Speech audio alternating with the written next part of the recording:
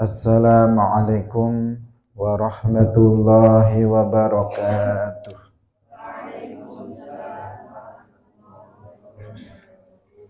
Alhamdulillahi rabbil alamin.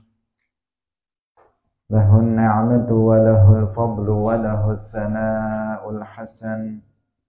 Wa salawatullahil barrir rahim wal malaikatil muqarrabin ala sayyidina wa maulana Muhammadin wa ala alihi wa ashabihi tayyibin tahirin. Allahumma la sahla illa ma ja'altahu sahla wa anta taj'alul hazna idza syi'ta sahla. Allahumma arzuqna al-ikhlasa fin niyyati wal qawli wal amal wa ba'du. Ila nabiyil mustafa sallallahu alaihi wasallam wa ikhwanihi minal anbiya'i wal mursalin wa syuhada'i was salihin, khususan ila sultanil awliya Syekh Abdul Qadir Al-Jilani wa Syekh Ahmad Ar-Rifai wa Syekh Bahaidin An-Naqsyabandi wa Syekh Abdullah Al-Harari wa ila arwahi muassisi jam'iyyati Nahdlatul Ulama Syekh Muhammad Hashim Ash'ari wa Syekh Bisri Sansuri wa Syekh Abdul Wahab Hasbuwah wa ila arwahi jami'i ahli al-qubur minal muslimin wal muslimat. Al-Fatihah. A'udzu billahi minasy syaithanir rajim. Bismillahirrahmanirrahim. Alhamdulillahi rabbil alamin. Ar-Rahmanir Rahim. Malik yaumiddin. Iyyaka na'budu wa iyyaka nasta'in. Ihdinas siratal mustaqim. Siratal ladzina an'amta 'alaihim ghairil maghdubi 'alaihim waladdallin. Amin. Hadirin hadirat kaum muslimin muslimat pemirsa Madu TV rahimakumullah. Alhamdulillah, kita sangat bersyukur kepada Allah Subhanahu wa taala. Pada pagi hari ini Allah Subhanahu wa taala masih melimpahkan, mengkaruniakan nikmat-nikmatnya kepada kita semuanya. Nikmat yang sangat banyak, yang tidak terhitung, yang itu bukan merupakan kewajiban bagi Allah untuk memberikannya kepada kita. Karena itu kita bersyukur kepadanya. Salawat dan salam semoga tetap terlimpahkan kepada Nabi Agung, makhluk yang paling mulia, yaitu Nabi Muhammad sallallahu alaihi wasallam, para sahabatnya, keluarganya, serta seluruh umat Islam yang mengikuti beliau ila yaumil qiyamah. Hadirin rahimakumullah, kita ikhlaskan niat kita masing-masing, kita ngaji lillahi ta'ala. Kita berada di bagian akhir dari bab tentang makarim al-akhlaq, tentang akhlak yang mulia. Baru kita memasuki bab yang paling akhir dari kitab ini, yaitu babul zikri wa du'a. Qala al-muallif rahimahullahu ta'ala wa anhu lan saking Abi Hurairah radhiyallahu anhu qala wasdawah sapa Rasulullah sallallahu alaihi wasallam. Atasnya ya. Qala Rasulullah sallallahu alaihi wasallam, aktsaru ma yudkhilu, utawi luweh akeh-akeh perkara yudkhilu kang mlebokaken apa ma al jannata ing swarga iku taqwallahi, takwa maring Allah, wa husnul khuluqi, lan baguse akhlak. Akhrajahu Tirmidzi wa sahahahu al-Hakim. Diriwayatkan dari Abi Hurairah radhiyallahu anhu, beliau berkata, Rasulullah Shallallahu alaihi wasallam menyebabkan seseorang masuk ke dalam surga itu ada dua. Yang pertama adalah taqwa Allah, dan yang kedua adalah atau tidak akan masuk surga tanpa azab, tanpa takwa. Takwa artinya adaul wajibat wajtinabul muharramat, menjalankan yang wajib dan menjauhi yang haram, yang diharamkan oleh Allah Subhanahu wa taala atas dasar iman kepada Allah dan Rasul-Nya yang benar berdasarkan akidah ahli sunnah wal jamaah, akidah Rasulullah dan para sahabatnya, akidah mayoritas umat Islam. Ini namanya takwa. Jadi menjalankan kewajiban, menjauhi yang diharamkan atas dasar iman. Karena kalau seseorang menjalankan kewajiban dan menjauhi yang diharamkan, tetapi dia bukan orang yang beriman dengan iman yang benar, maka semuanya itu tidak akan diterima oleh Allah Subhanahu wa taala. Salat yang dia jalankan, puasa yang dia jalankan, kewajiban-kewajiban yang lainnya yang dia jalankan nggak akan diterima oleh Allah Subhanahu wa taala. Karena itu nggak ada orang yang bertakwa yang nggak mukmin.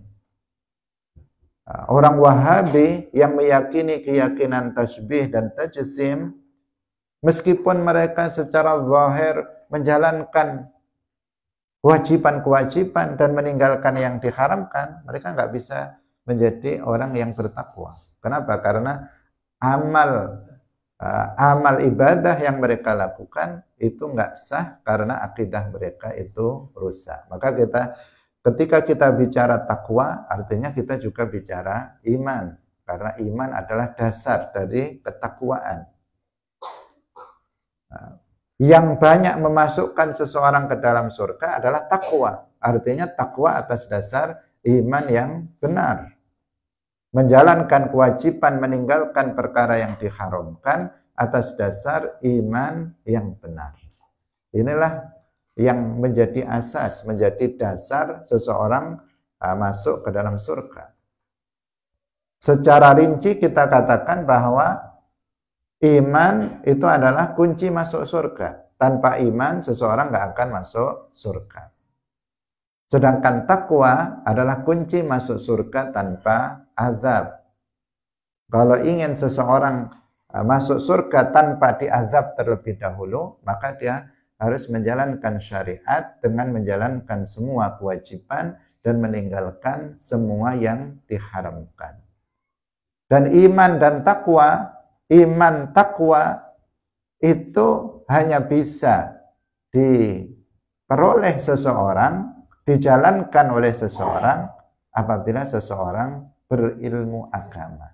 Karena itu ilmu ahli sunnah wal jamaah miftahul jannah. Ilmu ahli sunnah wal jamaah adalah kunci surga. Karena dengan ilmu agama, akidah seseorang benar, keimanan seseorang bisa benar. Dengan ilmu agama yang benar, pemahaman terhadap ilmu agama yang benar, seseorang akan bisa menjalankan kewajibannya secara sempurna dan bisa meninggalkan hal-hal yang diharamkan oleh Allah secara sempurna. Maka yang memasukkan seseorang ke dalam surga adalah takwa. Kemudian yang kedua adalah husnul khuluq. Akhlak yang baik yang sudah kita sampaikan kemarin tentang 3 kriteria akhlak yang mulia. Bahkan dalam hadis yang lain dikatakan ana za'imun bi baitin fi a'lal jannati liman hassana khuluquhu. Aku menjamin, Rasulullah mengatakan, aku menjamin dengan sebuah rumah, dijamin dengan sebuah rumah di surga yang paling tinggi bagi orang yang mau memperbaiki akhlaknya. Nah, husnul khuluq ini sebagai husnul khuluq ini sebagai penambah untuk meningkatkan derajat di dalam surga. Takwa iman, takwa sebagai pondasinya untuk masuk ke dalam surga. Sementara husnul khuluq, akhlak yang mulia, ini yang meningkatkan derajat seseorang di dalam surga. Karena seseorang dalam surga itu bertingkat-tingkat. Ada yang di bawah, ada yang di tengah, ada yang di atas. Artinya penduduk surga tidak satu tingkatan, tetapi bertingkat-tingkat. Nah, orang yang berakhlak mulia, tentu saja atas dasar iman, takwa, berakhlak mulia, maka dijamin dengan sebuah rumah di surga yang paling tinggi bersama Rasulullah Shallallahu Alaihi Wasallam. Artinya dia mendapatkan derajat yang paling tinggi nanti di dalam surga. Nah, maka sangat penting kita untuk memperhatikan akhlak yang mulia ini. Iman yang terpenting, takwa juga sangat penting, akhlak yang mulia itu juga sangat penting untuk diperhatikan. Nah, karena ada sebagian orang yang dia ketika dikatakan yang paling penting adalah iman, kemudian dia hanya memelihara imannya sementara ibadahnya tercecer. Dia kewajibannya banyak yang ditinggalkan, alasannya yang penting iman. Nah, tetapi dia kemudian mengabaikan ibadahnya. Ada yang kemudian dari sisi zahir imannya bagus, ibadahnya bagus, tapi akhlaknya nggak bagus. Sholatnya rajin, puasanya rajin, belajar ilmu agamanya rajin, tapi ghibahnya setiap hari. Tapi rasa benci dan dendamnya kepada orang lain ada, hasadnya ada, takaburnya ada di dalam hatinya. Tiap hari tasbihnya diputar terus, berzikiran, tetapi mulutnya juga mencaci orang terus. Nah, ini namanya apa? Dari sisi zahir terlihat ibadahnya bagus, tapi akhlaknya rusak, akhlaknya bejat. Nah, ini juga tidak semestinya seperti itu. Kita tiga aspek ajaran Islam ini, akidah, ibadah, dan akhlak, ini harus benar-benar kita pegang. Karena ini adalah ajaran Islam dan ini yang juga diteladankan oleh Rasulullah Shallallahu Alaihi Wasallam, para sahabat, dan para aulia, para ulama-ulama kita. Kita lanjutkan kembali. Wa anhu lan saking Abi Hurairah radhiyallahu anhu qala Rasulullah sallallahu alaihi wasallam innakum satemene sira kabeh iku la tasauna ora bisa nyukupi sapa sira kabeh annasa ing manungsa bi amwalikum kelawan pira-pira bondo sira kabeh. Walakin liyasahum lan tetapine becik nyukupi ing menungso mingkum saking sira kabeh apa bastul wajhi ceriyane wajah wa husnul khuluqi lan baguse pekerti, baguse akhlak.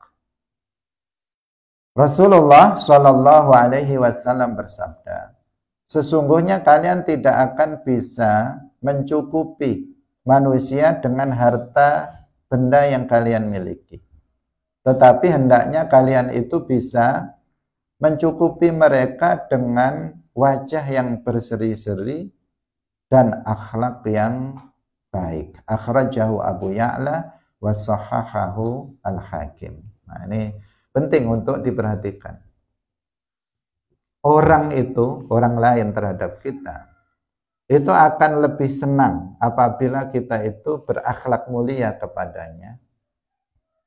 Mereka akan lebih senang, merasa tenang, lega, gembira, apabila kita berperilaku yang baik kepada dia, apabila kita menampakkan wajah yang berseri-seri di hadapan dia. daripada kita misalnya kasih dia berbagai macam harta atau makanan misalnya. Kalau ada seseorang bertamu ke rumah kita, kemudian di meja kita, di tempat hidangan, berbagai macam makanan yang enak kita sediakan. Apa yang enak menurut kamu? Ada semuanya di situ. Makanan kue-kue yang favorit kamu ada di situ, dihidangkan untuk kamu. Kemudian minuman-minuman yang kamu sukai dihidangkan di situ.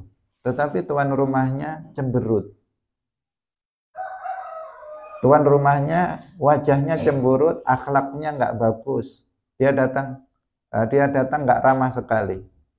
Langsung dibiarkan masuk begitu saja, kemudian ditinggal, wajahnya cemberut sambil tolah-tolah, nggak mau dia menyambut tamu itu secara baik. Kira-kira makanannya kamu ambil apa enggak? Enggak, kalau waras enggak. Kecuali kan yang rai gedek, yang nggak punya malu itu, alah biarin aja dia kita makan. Tapi kalau kalau orang normal itu enggak, orangnya kayak gini, ayo kita segera pulang aja, nggak enak, kita nggak kerasan di sini bertamu kepada orang yang nggak ramah. Kita bertamu malah ditinggal pergi, kita bertamu malah wajahnya cemberut, nggak ditanya, nggak disapa, langsung silakan, langsung gitu aja. Terus kemudian nggak ditanya, nggak disapa, wajahnya cemberut, maka kita ingin cepet-cepet pulang saja. Nah, kita nggak senang kalau seperti itu, nggak nyaman, hati kita nggak akan nyaman. Tapi kalau kita bertamu, sebaliknya kita bertamu kepada seseorang, di mejanya misalnya nggak ada hidangan, atau ada hidangan tapi yang nggak kita suka, makanan-makanan kampung, tempo dulu misalnya, yang anak sekarang pada nggak suka. Nah, anak sekarang, kalau orang dulu suka, kalau anak-anak sekarang itu dikasih ubi nggak suka, dikasih pokoknya yang makanan tempo dulu banyak yang nggak suka. Padahal itu enak banget, tapi karena makanan kuno akhirnya mereka nggak suka. Tapi pemilik rumahnya ramah, ketika menyambut ramah, dia ditegur, disapa, wajahnya berseri-seri. Kita kira-kira marem nggak hati kita? Hati kita pasti marem, senang, gembira, meskipun hidangannya ala adanya, apa adanya, tetapi kita akan senang. Nah, ini yang dimaksud di sini. Jadi harta itu tidak segala-galanya.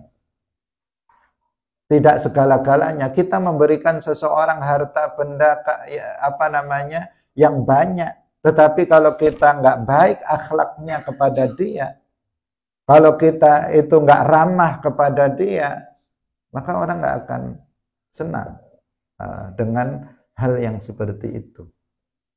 Tetapi sebaliknya, dengan akhlak yang mulia, dengan perangai yang bagus, sikap yang ramah, yang lemah lembut dan sebagainya, orang itu menjadi sangat senang dengan dengan kita, meskipun kita tidak ngasih sesuatu harta kepada dia. Nah, ini maksud dari hadis ini. Lebih repot lagi jika dua-duanya udah nggak ada hidangannya, wajahnya cemberut lagi yang punya rumah, akhlaknya jelek, orang bertamu malah dibentak-bentak misalnya, dan seterusnya. Udah mau masuk saja udah, awas kakinya misalnya, copot sendalnya dan sebagainya. Dan seterusnya, kita yang bertamu ya rasanya pengen cepat pulang aja kalau digitukan. Karena apa? Nggak baik tuan rumahnya. Nah, jadi harta benda bukan segala-galanya, tetapi akhlak ini yang paling utama. Yang paling utama. Kalau seseorang misalnya memilih menantu, semestinya juga seperti itu, dilihat akhlaknya, bukan semata-mata karena hartanya. Kalau dia hartanya banyak, datang misalnya pakai mobil, duitnya banyak, tetapi akhlaknya nggak baik sama orang tua. Nah, sama calon mertua aja nggak baik, bagaimana sama mertua nantinya? Masih calon kan biasanya dibaik-baikin. Ini masih calon menantu saja sudah apa namanya, cara bicaranya nggak bagus, tindak tanduknya nggak baik. Nah, meskipun hartanya banyak pasti ditolak. Itu orang tua yang waras, orang tua yang waras. Tetapi kalau nggak waras, nggak normal, ya duitnya saja yang dicari. Nah. Hadirin rahimakumullah, jadi akhlak ini menjadi parameter penting, ukuran yang penting bagi kebaikan bagi seseorang di dunia maupun di akhirat. Karena itu peliharalah akhlak ini dengan sebaik-baiknya. Semua akhlak yang dituntunkan oleh Nabi, mari kita berusaha untuk mempraktikkannya. Punya wajah, buat yang ceria. Kalau berhadapan, khususnya berhadapan dengan orang lain. Meskipun sedang sedih, meskipun sedang susah. Kalau di dalam kamar silahkan cemberut. Tetapi jika keluar ketemu orang, berakting seakan-akan kamu sedang bergembira agar orang lain juga ikut gembira. Dalam rangka idkhalus surur, memasukkan kegembiraan di hati saudara kita sesama muslim. Punya masalah, semua orang punya masalah, nggak usah ditampakkan kepada orang lain. Seakan-akan kita nggak punya masalah apa-apa, dan orang kemudian menjadi senang ketika kita bersama dia. Wa anhu, lan saking Abi Hurairah radhiyallahu anhu, ini banyak hadis, yang paling banyak itu diriwayatkan oleh sahabat Abu Hurairah radhiyallahu anhu. Karena beliau selalu bersama Rasulullah sallallahu alaihi wasallam. Qala Rasulullah sallallahu alaihi wasallam, al-mu'minu utawi wong mukmin iku mir'atu akhihi, cermine dulur lanange mukmin. Al-mu'mini kang mukmin. Akhrajahu Abu Dawud bi isnadin hasanin. Diriwayatkan dari Abi Hurairah radhiyallahu anhu, beliau berkata, Rasulullah sallallahu alaihi wasallam bersabda, seorang mukmin itu adalah cermin bagi saudaranya sesama mukmin. Ini juga bagian dari akhlak. Kita harus bisa menjadi cermin bagi saudara kita sesama muslim. Bagaimana cermin itu? Cermin itu selalu salah satu sifat dasarnya dia jujur. Yang kedua, dia selalu memberikan nasihat. Itu sifat dasar dari cermin. Cermin nggak akan menipu saudaranya sesama muslim. Kalau kalian berkaca misalnya, bercermin, perempuan biasanya yang bercermin, laki-laki jarang bercermin. Saya lihat di kamar nggak ada cermin sama sekali. Kamar putra, kalau kamar putri masing per orang itu punya cermin. Nah, meskipun cermin kecil. Jadi kalau kamu bercermin, maka cermin itu nggak akan menipu kamu. Kalau kamu memang sudah cantik, cermin akan bilang cantik. Kalau kamu memang belum cantik, dia akan bilang belum cantik. Kalau bedak kamu belum rata, cermin akan bilang belum rata. Kalau bedaknya sudah rata, cermin akan bilang sudah rata. Jika ada ada kukul bahasa Indonesianya? Ada jerawat di keningmu, maka cermin akan bilang itu ada jerawat, dan seterusnya. Dia akan ngomong apa adanya, dia akan jujur kepada kita. Demikian juga saudara sesama muslim, kita bersaudara, kita sebagai teman dari saudara kita sesama muslim, hendaknya kita jujur kepada dia. Tidak suka untuk membohonginya, tidak suka untuk berkata hanya sekedar untuk menghibur dia, menghibur dia, tetapi pada akhirnya itu akan mencelakakan dirinya. Yang kedua, menasihati. Dia menasihati. Kejujuran dia itu dalam rangka untuk memberikan nasihat. Ketika tadi kamu bercermin di depan cermin, maka cermin seandainya bedaknya misalnya belum rata, dia akan bilang, awas, bedak kamu belum rata, cepat kamu ratakan. Makanya ketika belum rata kan kamu langsung begini-begini. Nah, langsung kamu ratakan. Kamu lihat, oh belum rata. Langsung cepat kamu ratakan. Nggak mungkin kamu, oh belum rata. Ya udah nggak apa-apalah. Kemudian kamu keluar, nggak mungkin. Artinya dia memberikan nasihat secara langsung, dia mengatakan, awas, bedak kamu belum rata. Cepat ratakan. Nanti kalau kamu keluar, kamu kan jadi malu nanti. Cepat kamu ratakan. Maka kemudian dia pun meratakannya. Awas, itu di jidat kamu mulai tumbuh jerawatnya. Sebelum membesar, cepat habisi dia. Cepat cepat hilangkan. Nanti kalau besar kan nggak bagus. Dia memberitahu, dia memberi nasihat. Akhirnya pun kamu segera hilangkan sebelum dia membesar. Itu cermin memberikan nasihat kepada kita untuk melakukan yang terbaik, untuk bisa tampil sebaik-baiknya. Nah, demikian juga saudara kita sebagai saudara, kalian sebagai saudara sesama muslim, maka harus saling memberikan nasihat. Jangan sampai teman kita, sahabat kita itu nanti melakukan sesuatu hal yang enggak layak. Jangan sampai saudara kita sesama muslim nanti dia akan celaka dengan sebab perbuatannya yang kemudian itu bisa mencelakakan dia karena kita tidak memberikan nasihat kepadanya. Jadi sesama harus saling memberikan nasihat. Kamu ayo kita belajar, kamu jangan pemalas dan sebagainya. Harus ayo kita semangat dan seterusnya. Pokoknya dia memberikan nasihat-nasihat yang baik. Itu yang dimaksud dengan al-mu'minu mir'atu akhihil mu'min. Seorang mukmin harus bisa menjadi cermin bagi saudaranya sesama muslim.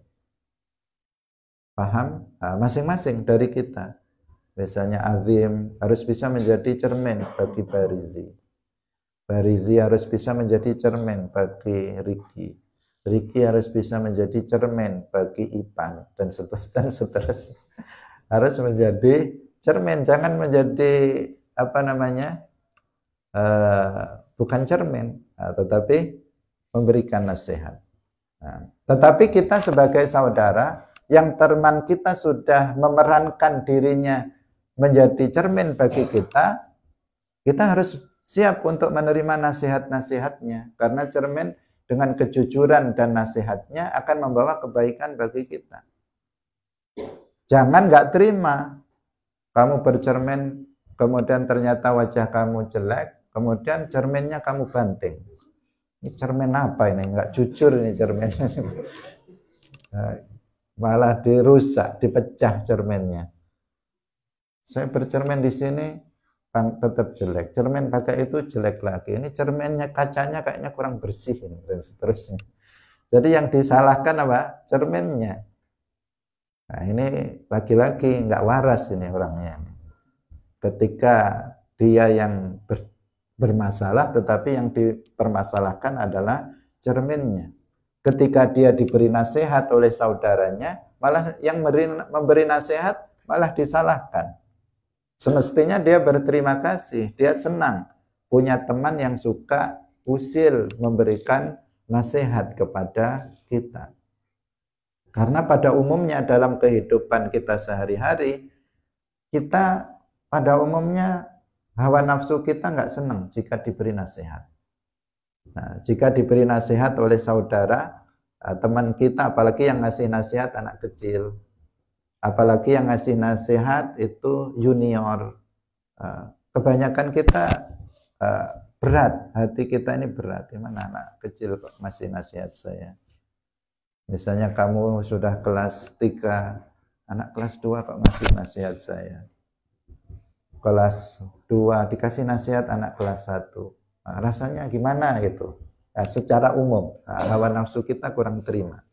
Tetapi jika kita terima, itulah yang kemarin disebut dengan tawadhu, rendah hati. Dia bisa mengalahkan hawa nafsunya untuk bisa menerima nasihat-nasihat dari orang lain. Bukan ringan, sesuatu hal yang sangat berat. Tetapi itulah akhlak mulia yang harus kita praktekkan. Wa an ibni Umar, kita lanjutkan. Wa an ibni Umar radhiyallahu anhu qala qala Rasulullah sallallahu alaihi wasallam, al mu'minu utawi wong mukmin alladzi kang yukhalitu kang nyampuri sapa alladzi annasa ing menungsa wa yasbiru lan sabar sapa alladzi ala adzahum ing atase pilarane annas iku khairun luwih bagus minal ladzi tinimbang saking wong la yukhalitu kang ora nyampuri sapa alladzi annasa ing menungsa wala yasbiru lan ora sabar sapa alladzi ala adzahum ing atase pilarane annas. Akhrajahu Ibnu Majah bi isnadin hasanin wa huwa inda Tirmidzi illa annahu lam yusammi as-sahabiyyah. Diriwayatkan dari Ibnu Umar, Abdullah Ibnu Umar radhiyallahu anhuma, beliau berkata, Rasulullah sallallahu alaihi wasallam bersabda, seorang mukmin yang mencampuri manusia, artinya yang bergumul bersama manusia, hidup bersama masyarakat, bermasyarakat. Seorang mukmin yang bermasyarakat, bahasa mudahnya, dan dia bersabar atas perilaku buruk tetangganya, perilaku menyakitkan, perilaku jahat orang lain, itu lebih baik. Dan dia sabar atas hal itu. Dia sabar, karena itu sudah menjadi konsekuensi dari keberadaan dia bersama banyak orang. Tetapi itu lebih baik dibandingkan dengan orang yang dia tidak bergumul, tidak bermasyarakat, dan dia tidak sabar terhadap perilaku buruk orang lain. Akhrajahu Ibnu Majah bi isnadin hasan. Hadirin rahimakumullah. Jadi kita bermasyarakat. Bermasyarakat artinya hidup di tengah-tengah, belajar pondok, hidup bergumul dengan sesama. Nanti ketika pulang, kamu juga kembali dan hidup bersama masyarakat, bersama tetangga. Konsekuensi dari itu semuanya adalah perilaku-perilaku yang tidak mengenakkan dari orang-orang yang ada di sekitar kita. Karena kita bersama orang, dan orang itu macam-macam. Macam-macam. Ada yang baik, ada yang tidak baik, ada yang suka ghibah, ada yang suka menggunjing kita, ada yang suka mencaci maki, ada yang suka menghina, bahkan ada yang mungkin dia main fisik, berlaku jahat kepada kita. Itu sebuah konsekuensi dalam kehidupan bersama.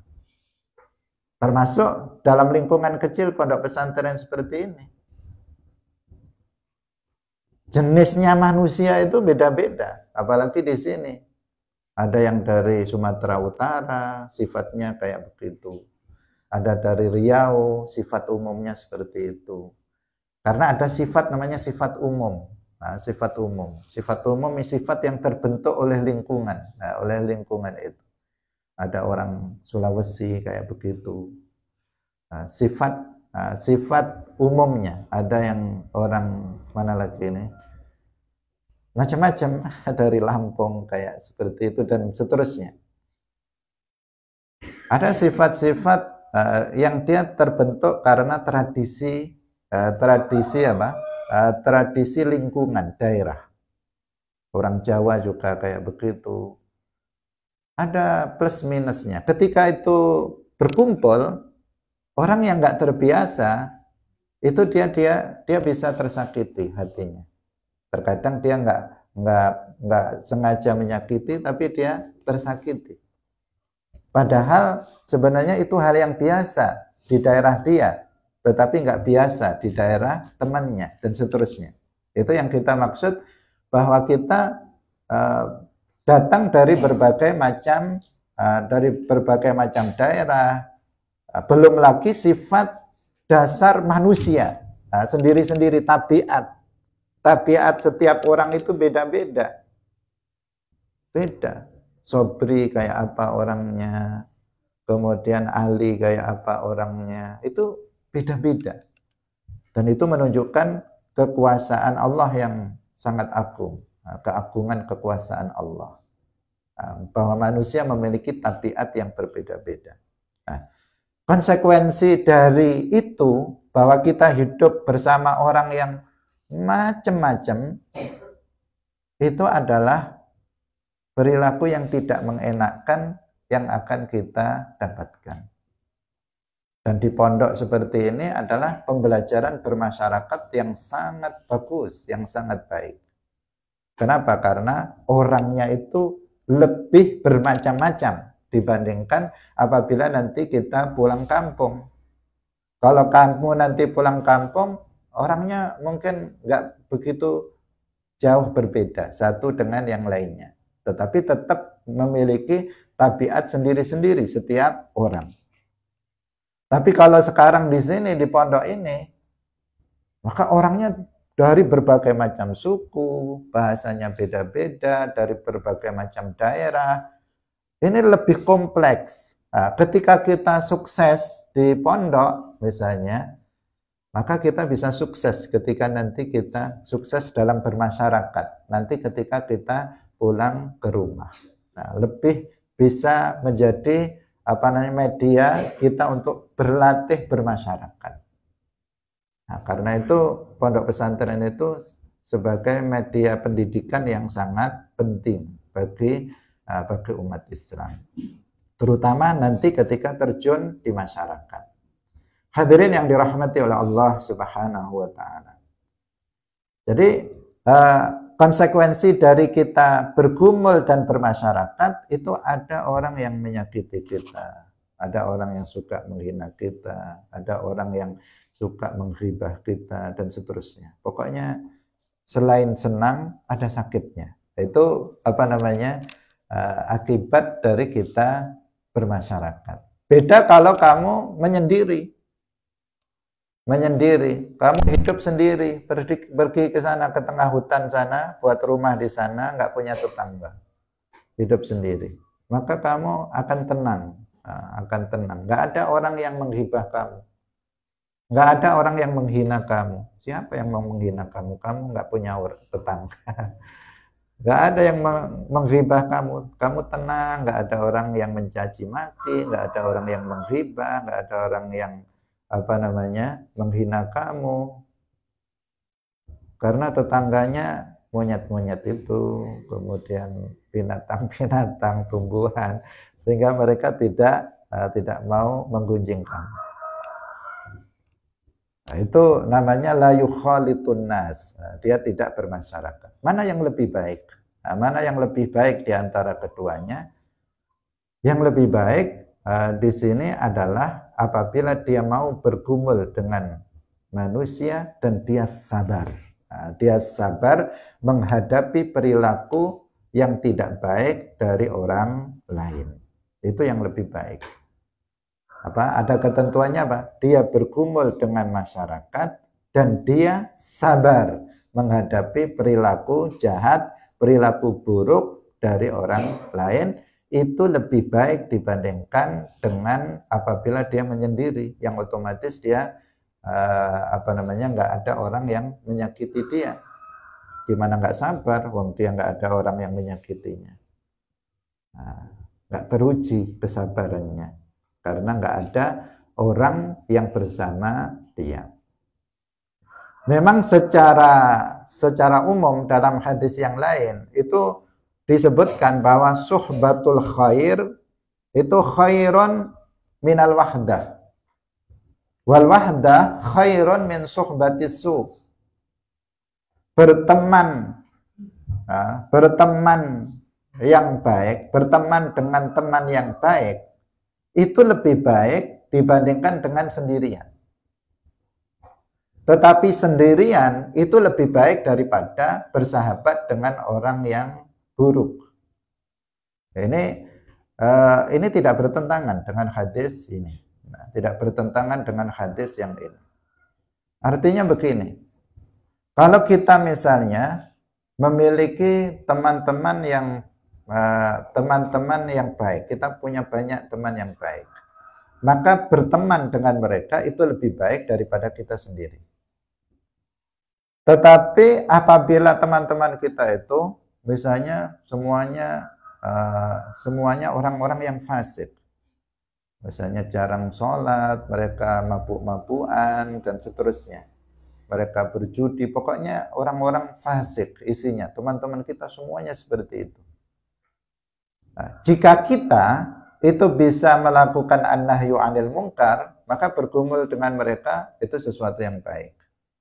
Tetapi apabila kita nggak bisa untuk melakukan nahi mungkar, justru kita itu terpengaruh dengan mereka, maka sebaiknya kita menyendiri saja.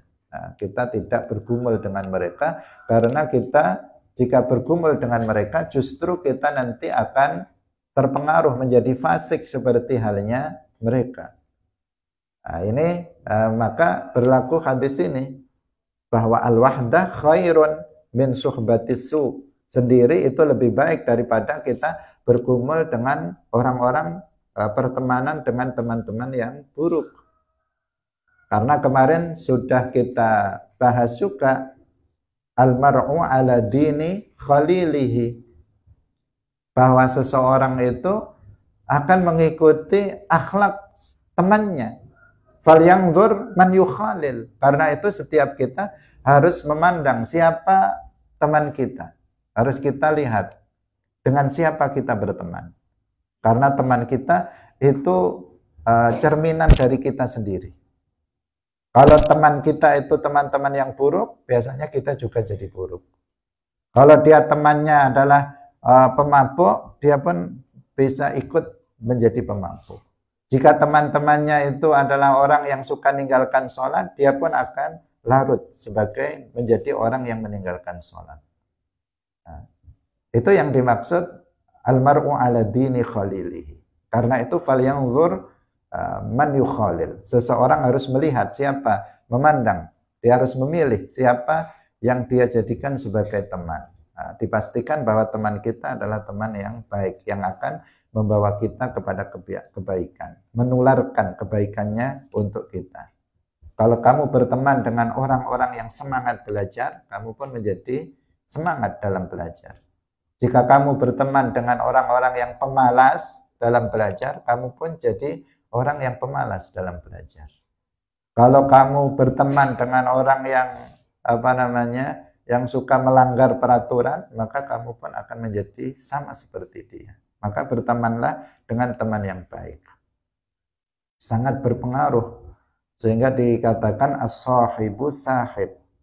Imma ilal jannah wa imma ilal nar. Teman itu, sahabat itu, dia akan bisa menarik, ada kalanya menarik ke surga atau menarik ke neraka. Maka pilihlah teman yang akan menarik diri kita ke dalam surga. Itu sangat penting, sangat penting untuk kita perhatikan. Tetapi apabila ketika kita bergumul dengan orang-orang yang enggak baik, kemudian kita bisa mempengaruhi mereka menjadi baik, maka hendaknya kita lakukan. Nah, kalau enggak, bagaimana? Apabila kita tinggalkan orang-orang seperti ini, kita mengungsi ke pucuk-pucuk gunung, kita tinggalkan masyarakat, kita tinggalkan umat dalam keburukannya, maka mereka akan tetap dalam keburukannya. Apalagi apabila di situ ada orang Wahabi, ada orang Hizbut Tahrir, ada Hizbul Ikhwan, kemudian kita yang berakidah sahihah, yang berakidah benar, meninggalkan umat. Alasannya saya pengen tenang, saya pengen fokus dalam ibadah, saya pengen nggak ada orang yang menyakiti saya nggak pengen terpengaruh oleh mereka dan seterusnya, berbagai macam alasan, kemudian dia meninggalkan umat, maka itu sangat berbahaya. Kenapa? Karena berarti dia meninggalkan umat siap untuk diterkam oleh orang-orang Wahabi, Hizbut Tahrir, Hizbul Ikhwan, dan kelompok-kelompok sesat yang lainnya. Dia lari dari tanggung jawabnya dalam al-amru bil ma'ruf wa nahyu 'anil munkar. Nah, tidak selayaknya itu dilakukan oleh seorang mukmin. Jadi melihat kondisi, melihat pada kondisi kita termasuk yang seperti apa ketika kita bermasyarakat, bergaul dengan masyarakat. Tetapi apabila kita bergaul dengan masyarakat, kita bisa sabar ketika disakiti oleh banyak orang, kita juga bisa mempengaruhi masyarakat, kita bisa membawa masyarakat kepada kebaikan, maka itu khairun, maka itu lebih baik daripada mereka yang menyendiri di tempat-tempat tertentu, menghindari masyarakat karena nggak sabar terhadap perilaku buruk dari masyarakat.